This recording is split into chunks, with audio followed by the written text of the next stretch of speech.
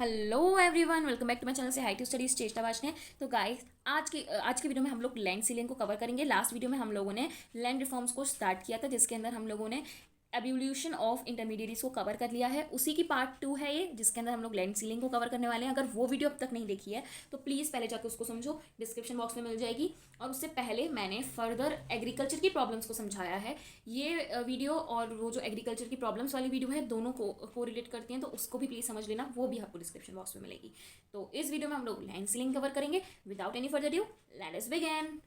Land ceiling refers to the fixing the specified limit of land which could be owned by a individual. Land ceiling, देखो इसके name से ही समझ में आ रहा है कि लैंड को सील कर देना, मतलब लिमिट कर देना।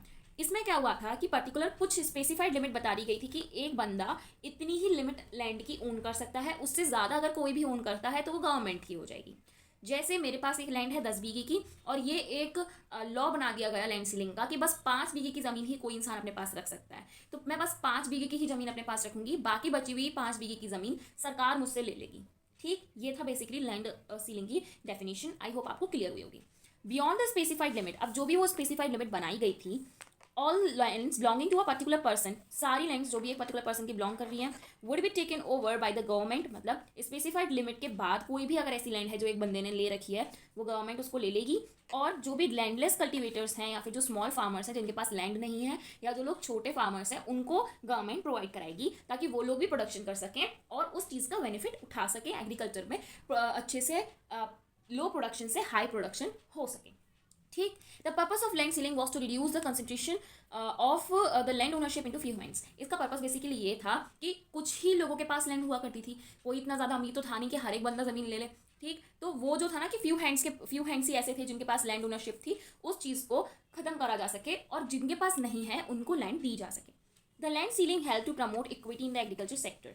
हमने लास्ट वीडियो में ये चीज़ पढ़ी थी कि जो एवोल्यूशन हुआ था इंटरमीडिएट से, उसमें जो हमने मेन टारगेट रखा था कि इक्विटी आएगी एग्रीकल्चर सेक्टर में, वो नहीं आ पाई थी because of the some reasons जो हमने लास्ट वीडियो में कवर किए हैं। तो उस टाइम पर जो भी इक्विटी नहीं आई थी वो यहाँ लाने की कोशिश की गई, और कई जगह ऐसा हुआ भी कि इक्विटी आई भी।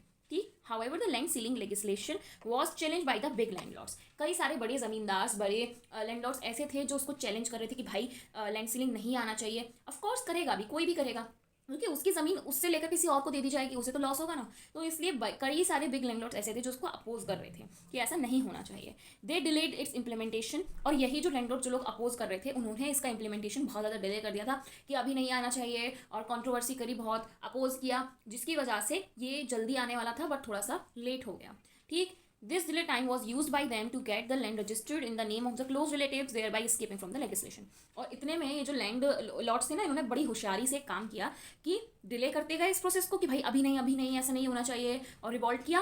और उतने बीच में उन्होंने क्या किया कि अपनी ज़मीन, जैसे मैंने बताया ना, मेरे पे 10 बीघा ज़मीन है, सरकार ने सपोज करो 5 बीघे की लिमिट बना दी, तो बाकी के 5 बीघे की लिमिट में मैंने क्या किया कि मैंने किसी अपने रिलेटिव के नाम पे वो कर दी। अब भाई मेरा क्लोज रिलेटिव के नाम पे अगर मैं कर रही हूँ, तो मेरा रिलेटिव हो चाहे मैं हूँ, मेरी ज़मीन हो चाहे उसकी ज़मीन हो, बात तो एक ही है।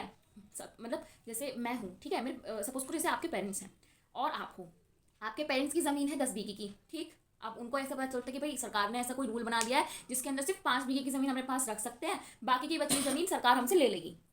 तो सॉरी, हाँ, तो बाकी के 5 बीघे की ज़मीन सरकार हमसे ले लेगी। तो ऐसे में क्या करेंगे हमारे पेरेंट्स कि 5 बीघे की ज़मीन तो उनके नाम पे है ही ऑलरेडी, बाकी की जो 5 बीघे की ज़मीन तो सरकार ले सकती है, वो उन्होंने हमारे नाम पे कर दी। अब चाहे आप मतलब बच्चे की ज़मीन हो या उसके पेरेंट्स की ज़मीन हो, बात तो एक ही है। तो वही काम यहाँ पर लैंड लॉर्ड्स ने किया था कि प्रोसेस को डिले करते गए कि अभी नहीं, और ये ऐसा नहीं होना चाहिए, और मतलब अपोज किया प्रॉपर। एंड उतने बीच में जो भी क्लोज रिलेटिव्स हुआ करते थे, उनके नेम पर अपनी ज़मीन को रजिस्टर करा लिया। ठीक, इससे क्या हुआ, जो भी लेजिस्लेशन था, मतलब जो भी गवर्नमेंट चेक कर रही थी ये चीज़ की किस पे कितनी ज़मीन है, उससे ये लोग बच सके, स्केप कर सके। आई होप लैंड सीलिंग का कंसेप्ट आपको क्लियर हुआ। छोटा सा था, बढ़िया था, अच्छा था। कोई भी डाउट है आप लोग प्लीज़ कमेंट करना, मैं ट्राई करूँगी कि मैं उसको क्लियर कर सकूँ। अब एक कंक्लूजन और देख लेते हैं कि लैंड रिफॉर्म्स के ऊपर, मतलब इसमें लैंड सीलिंग और एवोल्यूशन ऑफ इंटरमीडिएट्स दोनों की ही बात करी जाएगी, खाली लैंड सीलिंग की नहीं। ठीक, land reforms were successful in Kerala and West Bengal. West Bengal और केरला में पूरी तरह से सक्सेसफुल थे ये दोनों चीज़ें, लैंड सीलिंग भी और एवोल्यूशन ऑफ इंटरमीडिएट्स भी, क्योंकि वहाँ की जो गवर्नमेंट है उन्होंने इस पॉलिसी को बहुत ही अच्छे से कमिट किया था, बहुत ही अच्छे से अप्लाई किया था। बट अनफॉर्चुनेटली अदर स्टेट्स में ये उतने अच्छे से, उतने लेवल ऑफ कमिटमेंट से नहीं आ पाई, जिसकी वजह से लैंड होल्डिंग्स में कई सारी इनइक्वालिटीज़ जो है कंटिन्यूड रहीं। एंड इसलिए ही ग्रीन रिवॉल्यूशन फर्दर कुछ सालों बाद आया इंडिया में, जो कि हम ऑलरेडी अपने चैनल पे समझा चुके हैं। आई होप ये वीडियो आपको क्लियर हुई, नहीं हुई है कोई भी छोटा सा भी डाउट है तो प्लीज़ कमेंट करना, मैं ट्राई करूंगी कि आपके डाउट्स क्लियर करूं। बाकी अगर आपको वीडियो अच्छी लगी, सबको समझ आया, तो please do like share and subscribe my channel. Stay tuned, thanks for watching.